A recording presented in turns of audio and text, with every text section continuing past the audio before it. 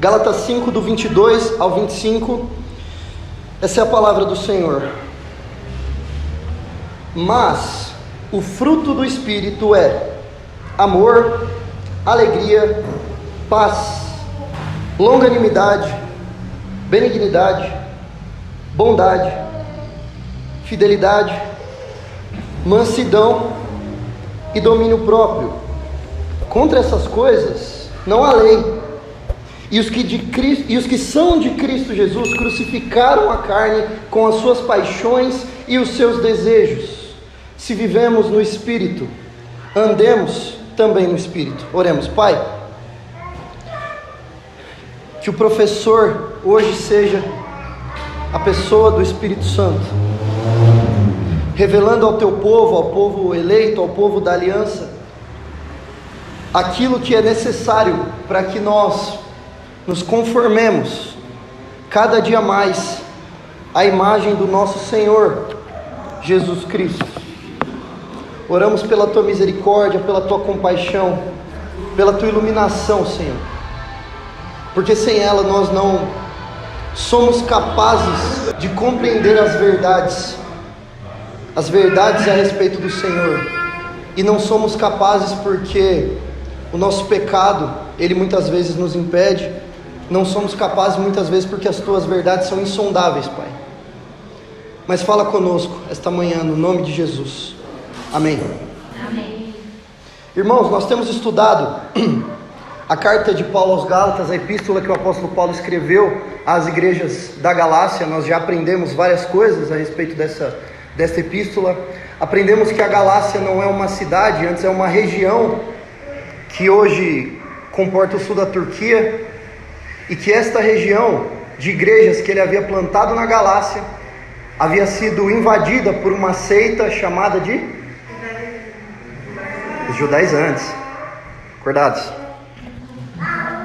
E esses judaizantes, eles haviam invadido as igrejas da Galácia com o ensino de que a fé em Jesus Cristo não era ferramenta suficiente para acessar a salvação que Jesus Cristo comprou para nós na sua morte e na sua ressurreição. Os judaizantes diziam que era necessário que se guardasse os rituais judaicos, especialmente o sábado, especialmente os sábados, na verdade, porque era mais do que um período sabático sendo guardado. Também era necessário que se guardasse, que se preservasse as leis dietéticas do Antigo Testamento, e também que se preservasse principalmente a circuncisão. Paulo trata este acréscimo como um ensino maldito já no capítulo 1, quando ele nos diz que se alguém pregar um evangelho diferente daquilo que já foi pregado, seja um apóstolo ou um anjo do céu, seja maldito. Paulo trata acrescentar totens religiosos à obra de Cristo como escravidão, e por isso a carta aos Gálatas é tratada pelos teólogos como a carta da liberdade cristã. No capítulo 5, de maneira um pouco mais pungente, nós começamos a entender o que Paulo quer dizer com liberdade. Ele faz uma diferenciação que é essencial na vida do cristão, que é a diferença entre liberdade e libertinagem, que é o desejo de fazer aquilo que eu quero o tempo inteiro. Isso ele trata como escravidão. Ele trata essa libertinagem como a antítese da liberdade. Ele trata isso como sendo a característica de alguém que não se libertou das amarras do pecado. A pessoa sem Cristo que faz tudo o que quer, só peca. Isso é escravidão disfarçada de liberdade. E então Paulo ele vem nos ensinando ao longo do capítulo 5, ele vem nos ensinando a exercer essa liberdade. Primeiro nos ensinando aquilo que nos aprisiona e que nos acorrenta, as chamadas obras da carne. E depois ensinando aquilo que é o sinal da nossa liberdade, o fruto do Espírito. Na semana passada nós estudamos o fruto do Espírito, iniciamos os estudos do fruto do Espírito. Nós aprendemos que o fruto do Espírito ele é gradual, assim como um fruto. Você não enxerga um trabalho imediato, você só enxerga os resultados depois de um tempo. Assim como eu não consigo observar o crescimento de um nabo, eu não consigo observar o fruto do Espírito crescendo numa pessoa, mas depois de um tempo há resultados observáveis. nós aprendemos que o fruto é inevitável, a semente plantada em solo fértil crescerá, não existe crente verdadeiro que não manifeste esse fruto.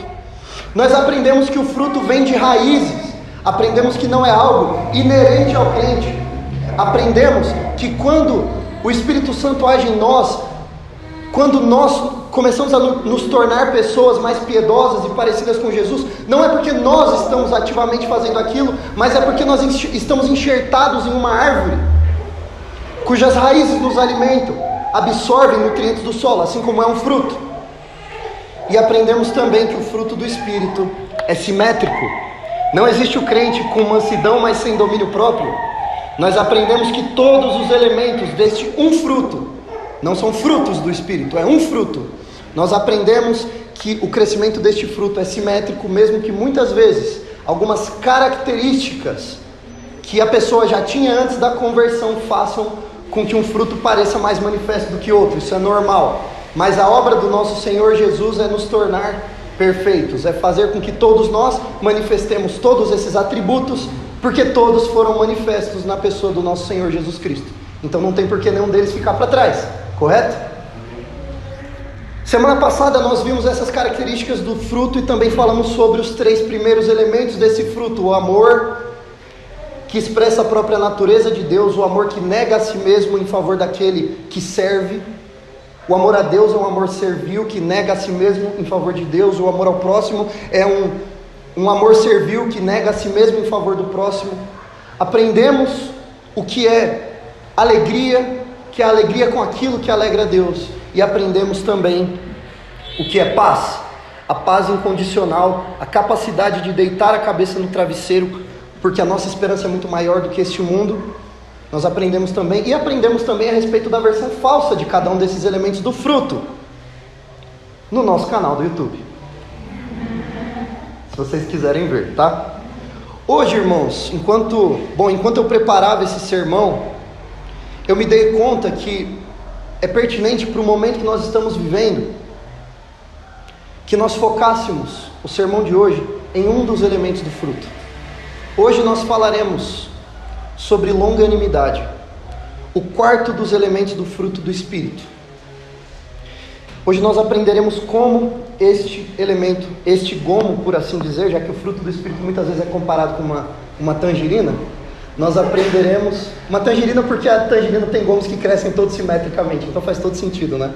Então hoje o foco será neste elemento do fruto, a longanimidade.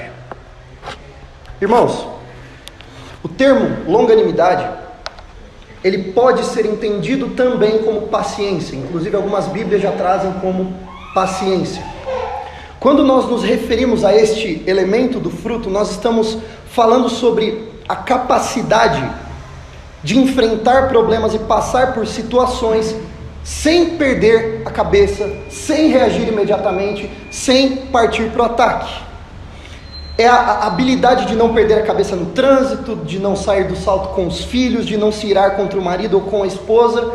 Mas assim, irmãos, este tipo de coisa, para o mundo, não parece muito sobrenatural.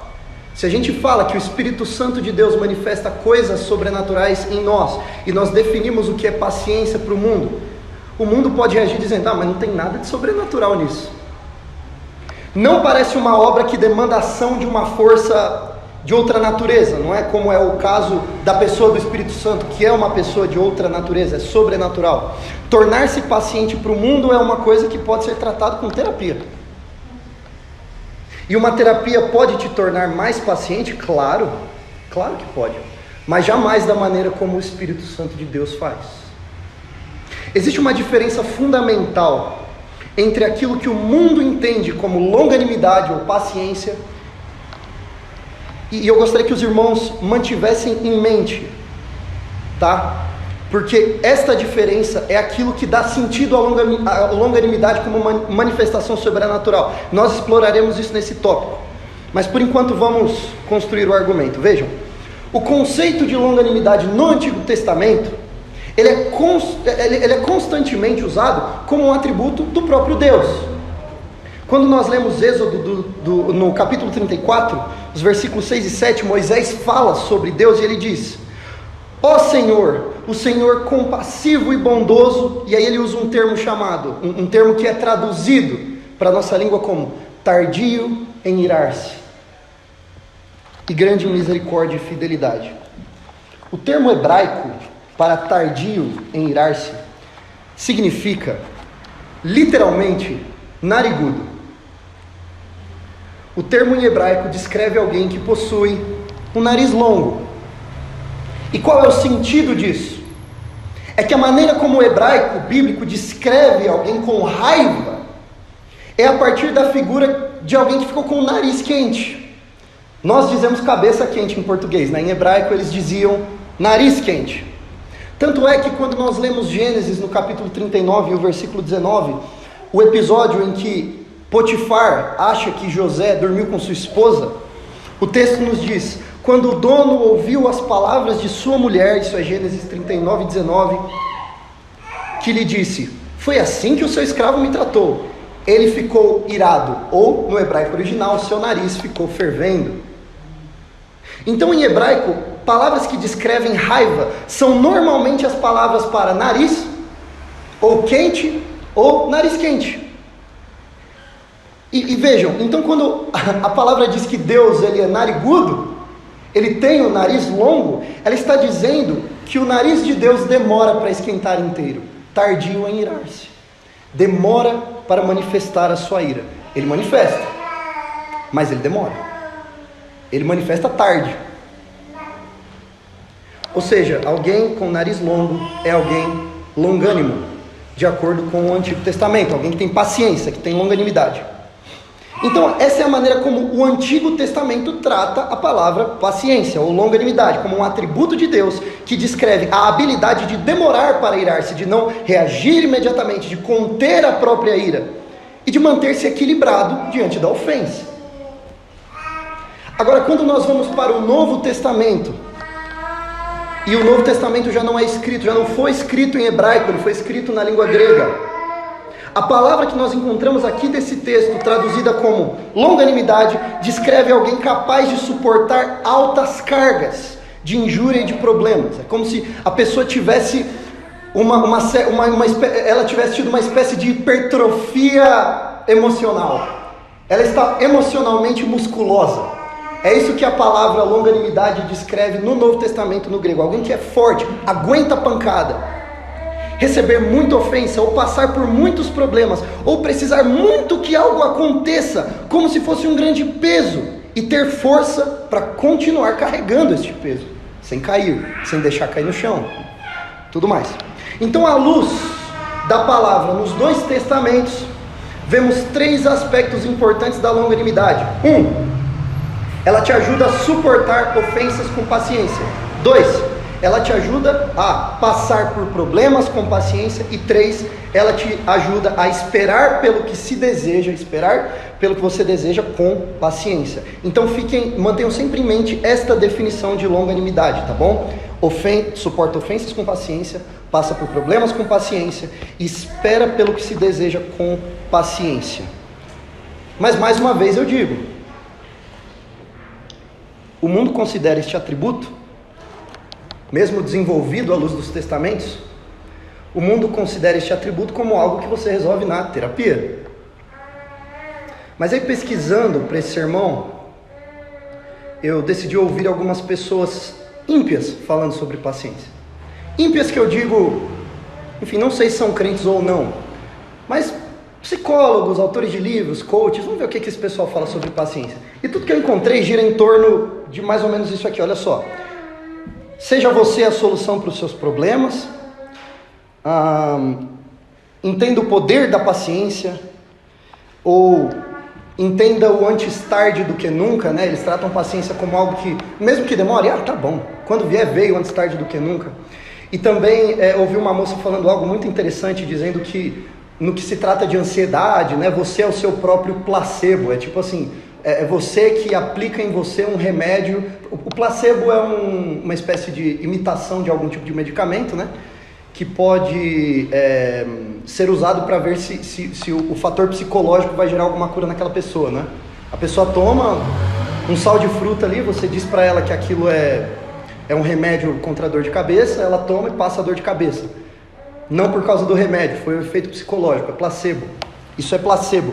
E aí eu vi uma moça no YouTube também falando que você é o seu próprio placebo no que diz respeito à paciência. Você só perde a paciência se você for o seu próprio placebo, o seu próprio remédio. Enfim, percebam que todos tratam de paciência como algo que pode ser resolvido dentro da própria pessoa, sem nenhum tipo de interferência externa e tal. E todos tratam com algo do tipo assim, 9 passos para não perder a cabeça, 5 passos para esperar com longanimidade, enfim.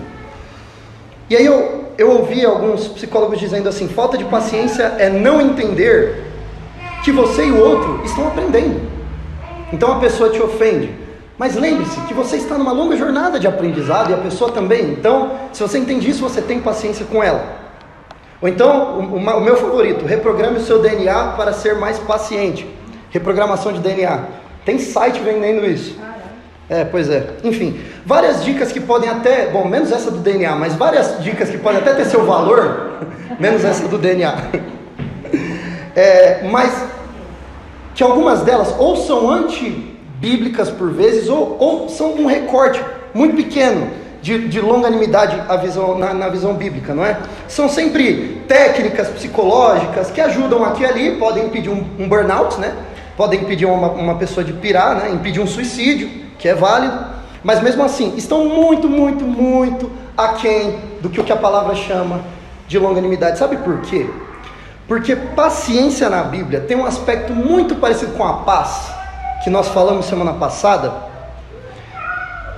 que é o seguinte: a longanimidade do fruto do Espírito, ela te traz um descanso na soberania de Deus. Aquele que tem a paz do Espírito, ele tem paz, porque, como a gente aprendeu semana passada, o Espírito Santo permite que aquela pessoa conecte duas verdades que por vezes ela sabe, mas não conecta. Então, eu tenho minhas aflições, isso é uma verdade. Deus está no controle de tudo, isso também é verdade. Eu sei dessas duas coisas, mas eu não junto.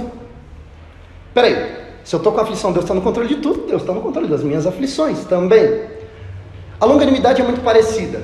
Nós costumamos ter paciência quando nós descansamos no Senhor. E aí, complementando o que foi falado sobre paz, a paz que é um descanso no fato de que Deus cuida de cada situação, a paciência, então a longanimidade é a capacidade de esperar com calma, suportar com calma e manter a fé naquilo que Deus promete, naquilo que Deus diz que é verdade. Você continua esperando porque nada saiu do planejado, não está dentro do meu planejamento de tempo, mas não saiu do planejado de Deus. Então a longanimidade tem esse aspecto de olhar para frente e não ter aquela ansiedade, ou não se irar, ou não reagir às situações, porque nenhuma delas saiu do plano de Deus. E o referencial para essa paciência, o referencial máximo dessa paciência, que mantém funcionando o fruto do Espírito, e eu não vejo as pessoas falando sobre isso, essa longanimidade, ela tem como maior referência. Ora, se as promessas de Deus, e Deus é fiel, elas me mantêm longânimo e paciente, a maior referência para mim, a longanimidade, deveria ser a maior das promessas que Deus fez, e que ainda está por vir, né? ainda vai se cumprir. E essa promessa, irmãos, e aqui é o aspecto que nós precisamos entender. Esse aspecto é a volta do nosso Senhor Jesus. Eu vou explicar para vocês isso. Gostaria que vocês deixassem o dedinho de vocês aí em Gálatas e fossem comigo lá no livro de Tiago, no capítulo 5, Epístola de Tiago, capítulo 5, lá no finalzinho da Bíblia. Bom, alguns livros depois. Tiago, capítulo 5, versículos 7 a 10. O livro de Tiago é um grande livro de aplicações práticas da nossa fé e que foi destinado a cristãos que estavam vivendo certas privações, não necessariamente perseguições muito profundas, perseguições também, mas às vezes privações financeiras, às vezes perdiam algum emprego, um público muito parecido com aqueles que receberam a primeira epístola de Pedro, um público que não necessariamente estava indo para a degola por causa da sua fé, mas que estava deixando de ganhar oportunidades e tal. E Tiago, ele nos ensina ao longo do livro a exercer a nossa fé, a trabalhar a nossa fé. No começo do livro ele diz: irmãos, tende como alegria o fato de que vocês passam por muitas tribulações, porque isso é o que vai fortalecer a fé de vocês. E aí quando ele chega no capítulo 5, uma carta que foi escrita toda do ponto de vista do tenha paciência, continue esperando em Deus, tenha paciência. Ele diz o seguinte no capítulo 5, os versículos 7 a 10, olha só: portanto, irmãos, sejam pacientes, até quando? Até a vinda do Senhor. Eis que o lavrador aguarda com paciência o precioso fruto da terra, até receber as primeiras e as últimas chuvas. Sejam também vocês pacientes e fortaleçam o seu coração, pois a vinda do Senhor está próxima. Vejam, o referencial é sempre a vinda do Senhor, a vinda do Senhor. Irmãos, não se queixem uns dos outros, para que vocês não sejam julgados, né? Sejam longânimos, sejam pacientes. Eis que o juiz está às portas. 10. Irmãos, tomem como exemplo o sofrimento e a paciência dos profetas, que falaram em nome do Senhor. Até isso aqui é uma coisa interessante, porque os profetas, eles também falaram a respeito de coisas que eles não viram, que eles não viveram, e que eles esperaram sem ver, não é? Muito parecido com a vida do cristão. Esse trecho de Tiago ali, ele pode ser dividido em 3 trechos, né? O primeiro trecho do 7 a 8, o segundo trecho no 9, o terceiro no 10. Eu sei disso porque nesses 3 trechos nós lemos irmãos, irmãos, irmãos, né? Versículo 7, versículo 9, versículo 10. E nos três, aquilo que ele dá como referencial para que a pessoa seja paciente é o quê? A vinda do Senhor. A vinda do Senhor. Só no terceiro que não, mas ele usa como referencial os profetas que profetizaram algo também que não havia acontecido e que esperaram sem ver. 3 coisas nesse trecho. Primeiro, ele usa a figura do lavrador. É aquela pessoa que trabalha e não vê resultado. Não é porque ela não sabe que haverá resultado. O lavrador, quando ele planta algo na terra, ele não vê um nascimento, ele não vê algo brotar na hora, mas ele sabe que vai brotar. Por que ele sabe? Ele sabe porque ele sabe. Ele sabe porque ele viu antes, ele sabe porque esse é o processo natural, ele sabe porque é isso que acontece quando ele faz o trabalho dele. Então, ele descansa, ele fica tranquilo, ele sabe que vai crescer, assim como a pessoa que trabalha, o cristão que trabalha e edifica a sua vida, ele muitas vezes não vê muitos resultados para planos que ele vê, mas ele sabe que se o Senhor não edificar a casa, em vão trabalham os que a se o Senhor não edificar a casa, em vão trabalham os que a edificam. Então vejam, uma esperança conectada a uma promessa do Senhor. E aí no segundo trecho ele diz: não se queixem uns dos outros, sejam pacientes uns com os outros, fiquem em paz uns com os outros. Por quê? Porque o Senhor está voltando. Terceiro trecho: tomem como exemplo a paciência dos profetas, que só esperaram e só fizeram esperar. Na verdade foram para o céu e continuaram esperando, muitos deles. Isaías profetizou como ninguém no Antigo Testamento a vinda de Jesus, foi para o céu e esperou mais 700 anos, até que Jesus de fato viesse e se cumprisse aquilo que ele havia dito que aconteceria. Por que paciência em esperar isso? O Senhor já descumpriu alguma promessa? Não.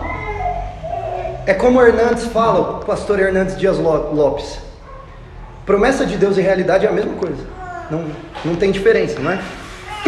Então, se eu espero pacientemente por alguma coisa que eu não faço ideia de quando ou como vai acontecer, e se esta coisa pela qual eu espero é a consumação de tudo, a vinda do meu Senhor, a única promessa escatológica que ainda está por vir, se eu tenho capacidade de suportar uma promessa que eu não faço ideia de quando virá, e que a gente já está esperando há 2000 anos, e eu sei mesmo assim que virá, como é que o trânsito vai tirar minha paz, a minha paciência?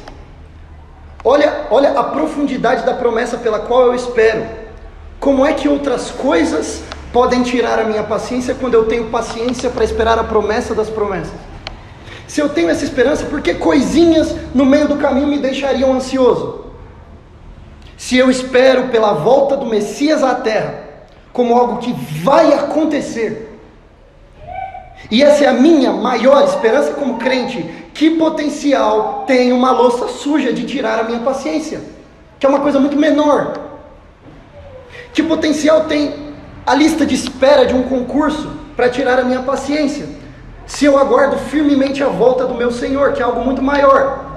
Que potencial tem a pessoa de me ofender por ser cristão, de me fazer perder a paciência, se no meu coração só se repete uma palavra: Maranata, Maranata, Maranata, vem Senhor Jesus, vem Senhor Jesus.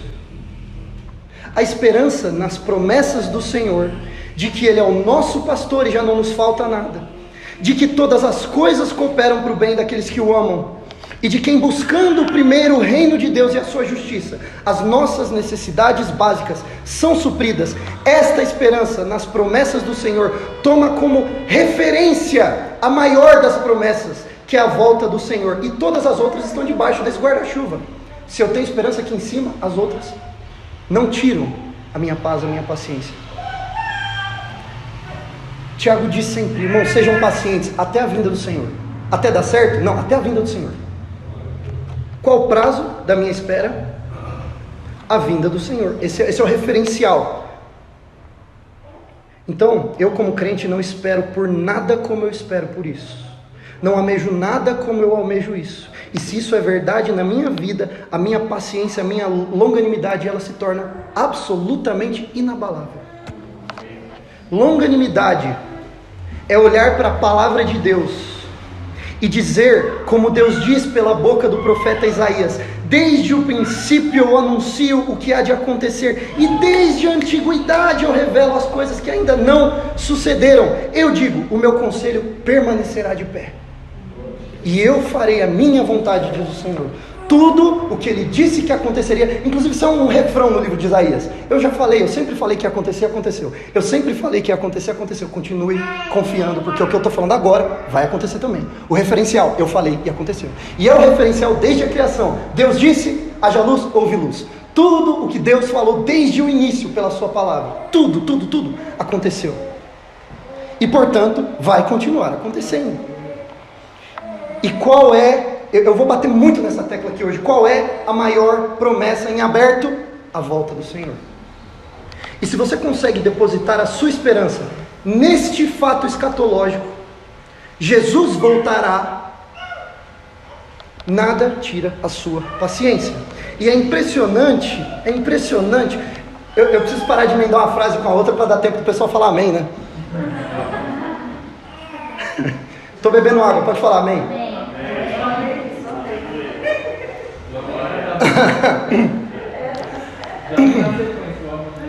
Tá certo. É uma coisa muito interessante quando nós lemos não só a respeito dos apóstolos, mas também a respeito dos grandes heróis da fé, dos grandes pregadores da história, grandes evangelistas da história, é que eles davam sinais nos seus escritos e nas suas pregações e nas suas palestras, que todos eles viviam como se Cristo fosse voltar no tempo deles. Quando Paulo escreve, segundo aos Coríntios, a gente vê Paulo falando assim: olha, irmãos, ele falando sobre o nosso corpo. Se nós deixarmos este tabernáculo, onde nós habitamos, este corpo, ou seja, se nós morrermos, perdermos esse corpo, nós não seremos encontrados nus, é o que diz Paulo, querendo dizer que nós teremos um novo corpo glorificado. Aí ele fala o seguinte: mas nós gostaríamos de nem precisar abandonar este corpo aqui, nós gostaríamos que aquele que é perfeito cobrisse aquilo que é imperfeito. A esperança dele é que ele não ia passar nem pela morte, que Jesus já voltaria no tempo dele, e aquele corpo que ele tem já seria glorificado, sem que ele precisasse sair daquele corpo para depois ter este corpo glorificado. Veja, é uma esperança escatológica, E aí, quando nós lemos Mateus capítulo 5, nos versos 11 e 12, ele fala o seguinte: bem-aventurados, ou seja, felizes, né? São vocês, quando por minha causa os insultarem e os perseguirem, e mentindo disserem todo mal contra vocês. Alegrem-se, ao fruto do Espírito, alegria. Alegrem-se e exultem, porque grande é a sua recompensa nos céus. Pois, referência, assim perseguiram os profetas que viveram antes de vocês. Vejam, lembra que eu falei que o fruto do Espírito, ele é fechadinho, um não se manifesta sem o outro. Sem a longanimidade não há alegria. Por quê? Porque como é que você vai ficar alegre na perseguição, tomando como referência os profetas que viveram antes de você, sem a longanimidade que os profetas tiveram, a paciência que os profetas tiveram? Olha como o fruto ele é uniforme. E aí eu pergunto, se a palavra de Deus, ela mostra dezenas de promessas se cumprindo ao longo da história e todas elas atestadas no tempo e no espaço, eu creio na consumação do reino. E se eu penso na consumação do reino, que pode estar longe, mas que eu tenho tanta esperança que por mim aconteceria no meu tempo de vida, por mim Jesus voltaria já. Vejam, vou dizer mais uma coisa, como é que eu deixaria de crer em outras promessas debaixo desse guarda-chuva? De que o Senhor provê para mim e para minha família, de que Ele conhece os meus planos, olha para os meus planos e fala, os meus são melhores, mudar. E de que Deus faz com que tudo opere para o bem. E o bem, ele não é um bem, vai ficar tudo bem sempre. Não é um bem escatológico. Tudo opera para o bem daqueles que amam a Deus. Para o bem, para a vitória final, para a consumação final dos séculos. Em que todos aqueles, como diz Jesus em João capítulo 6, todos aqueles que o meu Pai me der, de maneira nenhuma eu lançarei fora. E eu os ressuscitarei no último dia. Gente, esta é a nossa esperança. Sem a esperança da segunda vinda do nosso Senhor, nós não temos como ser longânimos. Porque nós não pensamos naquilo que Ele nos mandou pensar. E foi essa esperança que Paulo tinha, de que talvez até no tempo dele, ele nem sairia do corpo dele, mas o corpo dele já seria glorificado. É nessa esperança que ele brada, eu não me envergonho, porque eu sei em quem eu tenho crido. E eu estou certo de que Ele é poderoso para me deixar rico, comprar meu carro, para me ajudar a quitar meu financiamento estudantil. Não. Ele é poderoso para guardar aquilo que me foi confiado até aquele dia. E o apóstolo Tiago nos manda lembrar, vocês ouviram a respeito da paciência de Jó, e sabem como o Senhor fez com que tudo acabasse bem, porque o Senhor é cheio de misericórdia e compaixão. Tomem isso como exemplo. Esta espera precisa mover a nossa vida, e quando ela não move,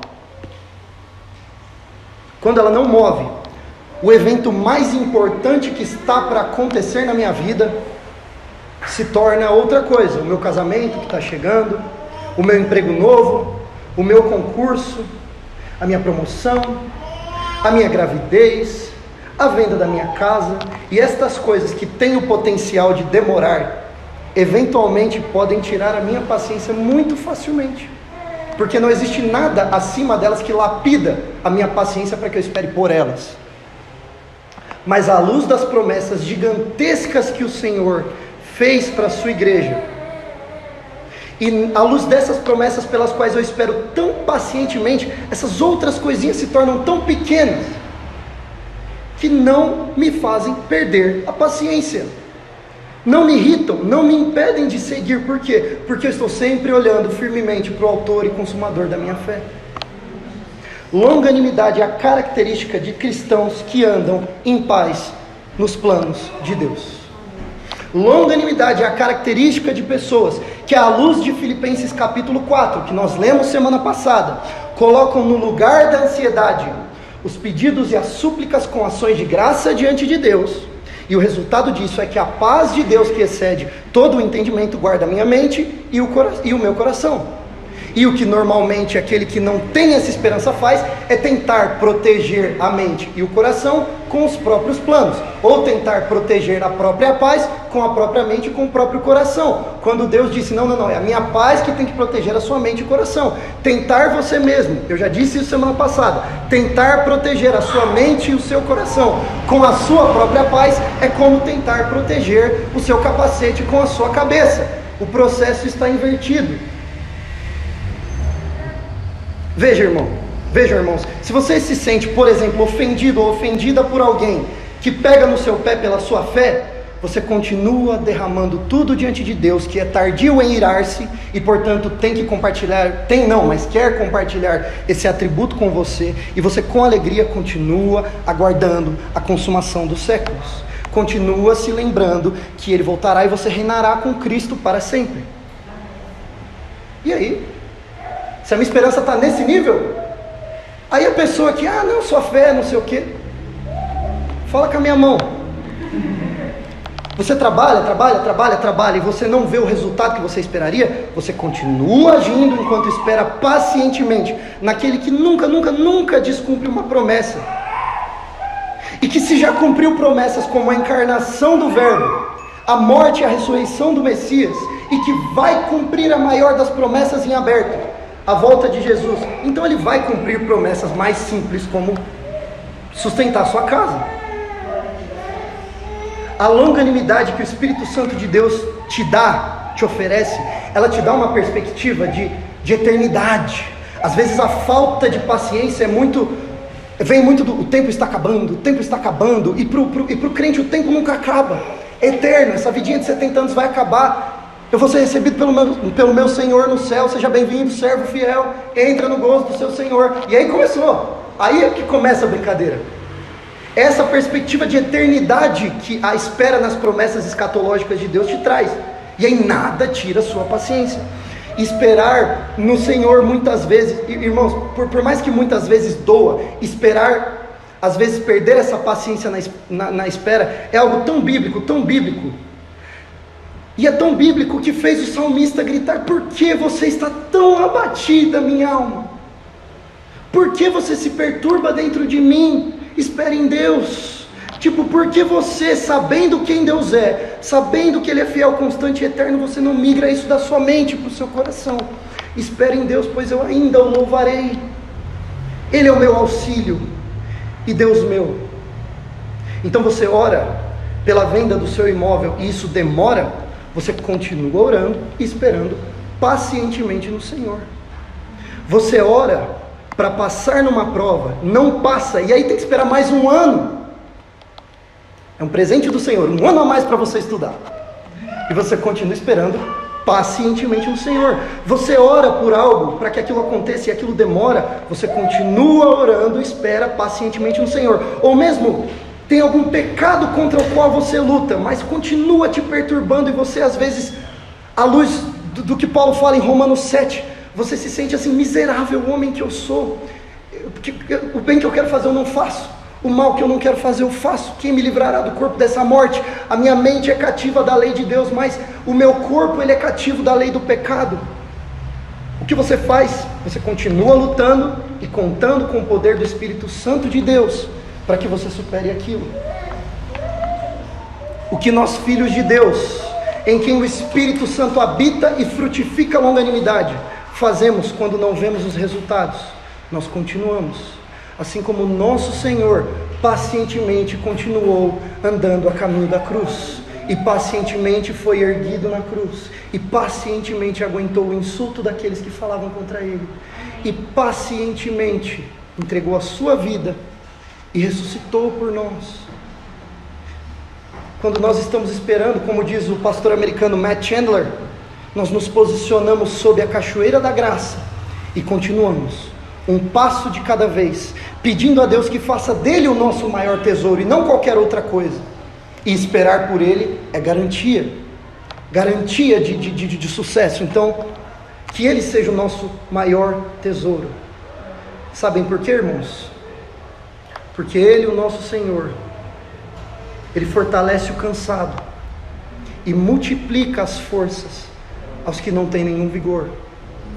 Porque os jovens se cansam e se fadigam, e os moços exaustos caem, mas os que esperam no Senhor renovam as suas forças, sobem com asas como águias, correm e não se cansam, caminham e não se fadigam. Esta é a paciência do servo de Deus. É este tipo de longanimidade que o Espírito Santo manifesta em você. Isso você não resolve na terapia. Isso você não resolve na terapia. Essa é a paciência do crente. Paciência nas promessas do Senhor.